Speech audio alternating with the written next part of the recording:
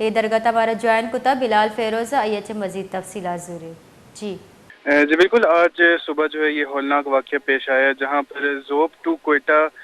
قومی شاہراہ کے اوپر جو ہے گوال اسماعیل زئی کے مقام پر ایک جو ہے نجی بس اور ٹرک میں جو ہے تصادم ہوا، جس کے نتیجے میں